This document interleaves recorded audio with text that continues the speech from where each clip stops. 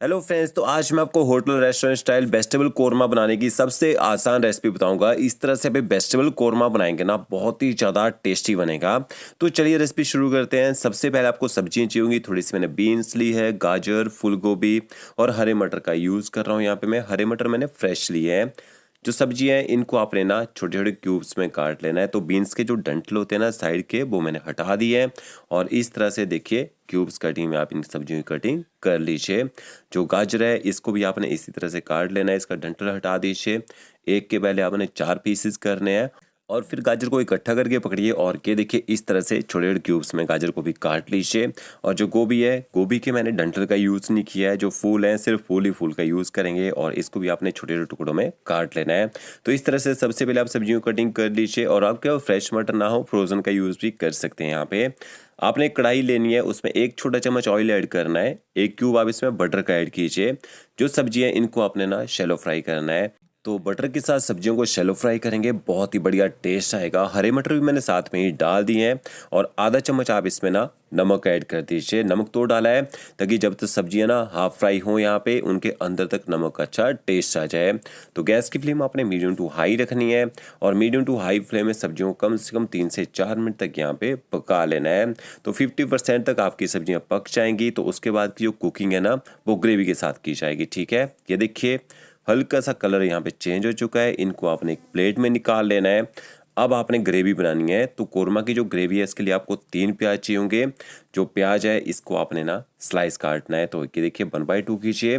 जितना पतला प्याज को स्लाइस आप काट सकते हैं उतना पतला स्लाइस काट लीजिए, क्योंकि हमने इसको ना फ्राई करना है। तो ये देखिए इसी तरह से आपने सारे प्याज को स्लाइस काट लेना है। इसके साथ में आपको थोड़े से काजू चाहिए होंगे। तो 12 से 15 आपने काजू लेने हैं, इनको भी हम फ्राई करेंगे।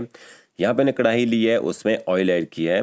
तो लगभग 100 ml तक इसमें ऑयल ऐड करेंगे, क्योंकि हमने प्याज को फ्राई करना है। उसके बाद जो ऑयल बच जाएगा ना, उसका यूज़ आप ना दूसरे दिन सब्जी बनाने में कर सकते हैं। तो ये देखिए सारे का सारा प्याज जो मैंने अच्छी तरह से मसल के डाल दिया है, ताकि प्याज के जो स्लाइस लच्छे हैं ना वो अलग अलग हो जाएं। अब आपने गैस की फ्लेम ना हाई करनी है, जब तक प्याज का कलर जो है लाइट गोल्डन ब्राउन होना शुरू ना हो जाए। जब प्याज का कलर हल्का सा ब्राउन होना शुरू हो जाएगा, गैस की फ्लेम आपने एकदम लो कर देनी है और कंटिन्यू पलटा चलाते रहना है। इससे प्याज में एक जैसा कलर आ जाता है।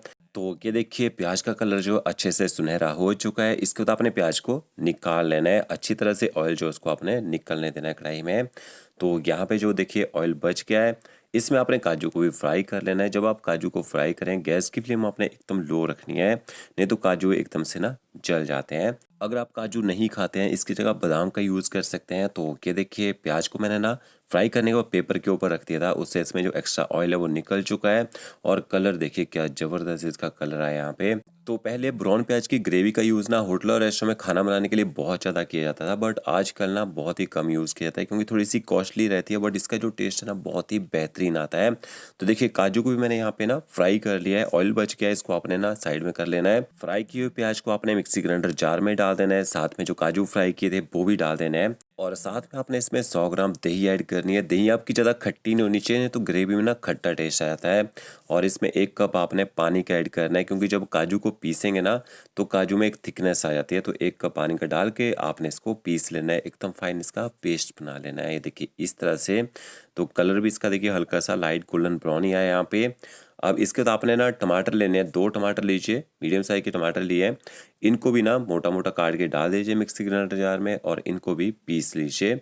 तो यहाँ पे मैंने फ्रेश टमाटरों की प्यूरी बना ली है। इसके बाद आपने ना वही कढ़ाई लेनी है जिसमें आपने प्याज को फ्राई किया था। थोड़ा सा उसमें ऑयल ऐड करना है। ऑयल जैसे गर्म हो जाएगा, इसमें आपने थोड़े खड़े मसाले ऐड करने हैं, 1 तेज़पत्ता, एक आपने छोटा सा पीस जावित्री का ऐड करना है, 1 छोटी इलायची, साथ में 1 बड़ी इलायची, 1 आप इसमें लौंग ऐड कीजिए और 1 टुकड़ा आपने इसमें जावित्री ऐड करनी है। तो थोड़े से खड़े मसालों के साथ ग्रेवी बनाएंगे ना, बहुत ही ज़बरदस्त उसमें फ्लेवर आएगा। और 1 छोटा क्यूब आप इसमें बटर का ऐड कर दीजिए। इसमें आपने जिंजर गार्लिक पेस्ट ऐड करना है। बटर के साथ अदरक लहसुन के पेस्ट को पकाएंगे। पेस्ट ना छींटे नहीं मारता है। तो कि देखिए गैस की फ्लेम आपने मीडियम रखनी है। अदरक लहसुन के पेस्ट को अच्छी तरह से पका लीजिए। मसाले ऐड करेंगे। आधे से कम चम्मच आपने इसमें ना हल्दी पाउडर ऐड करना है।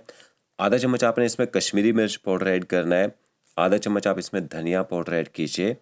आधा चम्मच आपने इसमें जीरा पाउडर ऐड करना है। कच्चा जीरा पाउडर का यूज़ किया है। मसालों को ना आपने मिक्स करना है। यहाँ पे गैस की फ्लेम एकदम लो रखनी है। जब मसालों को मिक्स करेंगे ऑयल के साथ में, फिर आपने इसमें पिसे हुए टमाटर ऐड कर देने हैं। तो ड्राई मसालों को ना ऑयल में ज़्यादा नहीं पकाना चाहिए, नहीं तो मसाले ना पकने के बाद कड़वा टेस्ट देना शुरू कर देते हैं। टमाटरों को भी हाई फ्लेम में आपने अच्छी तरह से पका लेना है ताकि टमाटरों का जो कच्चा टेस्ट है ना वो ख़त्म हो जाए।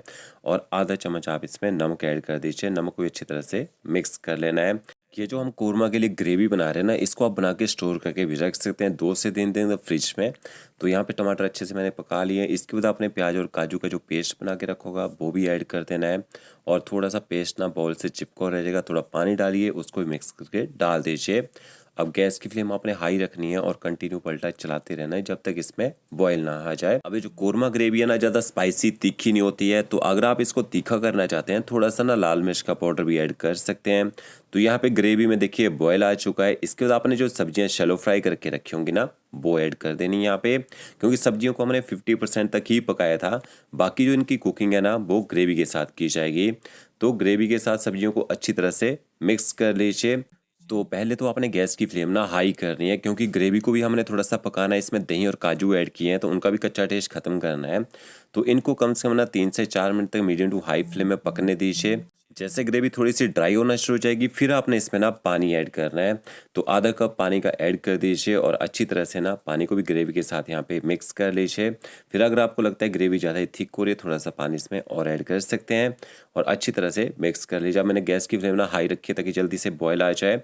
फिर जैसे बॉयल आ जाएगा ऊपर से कवर करके एकदम लो फ्लेम में पकने दीजिए ताकि जो सब्जियां अच्छी तरह से सॉफ्ट हो जाएं। तो ये देखिए यहाँ पे मुझे ना सब्जियों को पकाते हुए 5 मिनट हो चुके थे और अच्छी थिकनेस आ चुकी है। थोड़ा सा पनीर इसमें ऐड करेंगे और साथ में आपने थोड़ी सी कसूरी मेथी ऐड करनी है रोस्ट की हुई, और थोड़ा सा आपने ऊपर से गरम मसाला पाउडर स्प्रिंकल करना है। इन सबको अच्छी तरह से मिक्स कर लीजिए। तो ये देखिए ये हमारा वेजिटेबल कोरमा जो है वो तैयार हो चुका है। इससे ज़्यादा आपने इसको थिक नहीं करना है, क्योंकि जैसे ठंडा हो जाता है ना फिर इसमें और ज़्यादा थिकनेस आ जाती है। लास्ट में आप इसमें ना क्रीम ऐड कीजिए, क्योंकि ये रिच डिश है थोड़ी सी आपने इसमें क्रीम ऐड करनी है। क्रीम को भी अच्छी तरह से मिक्स कर दीजिए। आप इसको रोटी, राइस, लच्छा पराठा के साथ सर्व कर सकते हैं। तो फ्रेंड्स वीडियो अच्छा लगा होगा लाइक शेयर कमेंट जरूर कीजिएगा। Okay friends, thank you.